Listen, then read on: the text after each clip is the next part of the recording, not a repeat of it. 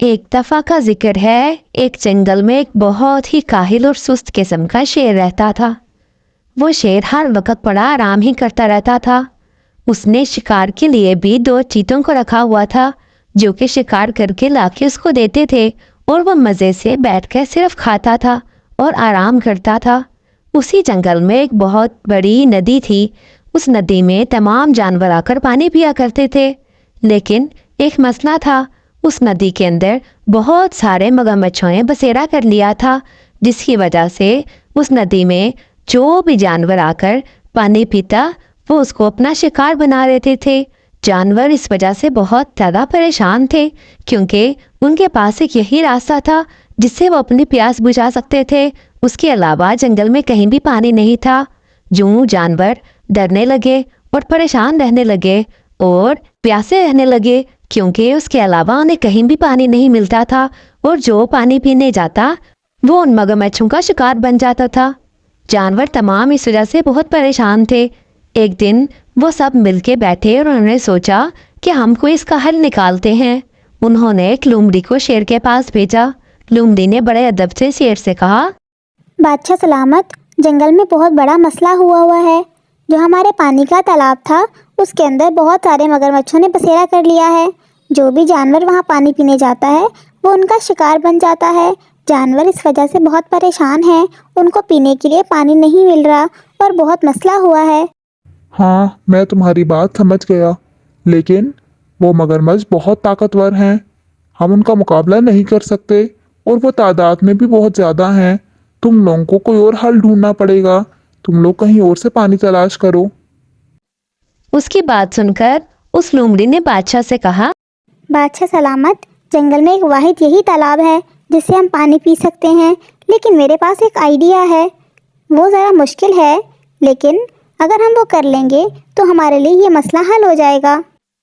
और यूं उस लोमड़ी ने शेर से इजाज़त लेकर जानवरों को भी जाकर अपना आइडिया बताया कि कुछ दिन में बारिश होने लगी है और अगर हम इस जगह को खोदना शुरू करेंगे तो यहाँ पर एक बड़ा सा गड्ढा निकल आएगा। बारिश होगी तो बारिश का बहुत सारा पानी इसके अंदर इकट्ठा हो जाएगा और यूँ हमारा ये मसला हल हो जाएगा। जानवर उसकी बात मान गए। उन्होंने सुबह शाम दिन रात बस यही करना शुरू कर दिया। वो वहाँ खोदते चले जाते आखिरकार उन्होंने बहुत बड़ा गड्ढा खोद दिया। कुछ दिन बाद बारिश भी हो गई। बारिश हुई तो वहाँ बहुत सारा पानी इकट्ठा हो गया। जानवरों का ये मसला तो हल हो गया, लेकिन जब लोमड़ी ने ये देखा कि जानवर उसके शुक्रगुजार भी हैं और उसकी वजह से इनका इतना बड़ा मसला हल हो गया है, तो उसके दिल में लालच आ गया। उसने उस नदी के पास जाकर ये कहा कि यहाँ पर अब जो भी पानी पीने आएगा उसको टैक्स देना पड़ेगा। वो कुछ ना कुछ मेरे लिए खाने को लेकर आएगा, तभी मैं तुम लोगों को यहाँ पानी पीने दूंगी, वरना मैं तुम लोगों को ये पानी नहीं पीने दूंगी। और जो भी यहाँ आएगा उस पर हमला करके उसको मार दूंगी। जानवर बेचारे क्या करते, उन्हें उसकी बात मानना पड़ी। अब जो भी जानवर पानी पीने आता वो लोमड़ी के लिए बहुत सारे फल लेकर आता था। कभी कुछ तो कभी कुछ लेकर आता। लोमड़ी के भी मज़े हो गए थे। वो हर रोज़ कोई नए फल खाती थी और तभी जानवरों को वहाँ से पानी पीने देती थी। तमाम जानवर उससे बहुत तंग भी थे। एक दिन वहाँ बतख पानी में तैरने आई और पानी पीने आई, तो लोमड़ी ने उससे कहा, मैडम, ये पानी फ्री का नहीं है, पहले टैक्स दो फिर यहाँ पर आकर नहाना। ये सब अब हद से बढ़ गया था। लोमड़ी ने तमाम जानवरों को बहुत परेशान किया हुआ था। एक दिन हाथी उसकी शिकायत लेकर शेर के पास गया और उसको जाकर सारा किस्सा सुनाया। शेर ने अपने दो चीतों को भेजा कि जाकर उसको सबक सिखा कर आए। वो चीते उसके पास गए तो लोमड़ी अब भी टैक्स के नाम पर किसी से अंगूर लेकर खा रही थी और मज़े कर रही थी। चीते वहां पर पहुंचे तो उन्होंने लोमड़ी से कहा, तुमने दूसरे जानवरों की परेशानी से फ़ायदा उठाया है, अब तुम्हें हम नहीं छोड़ेंगे। जो यहाँ गद्दारी करेगा उसकी सज़ा सिर्फ मौत ही है।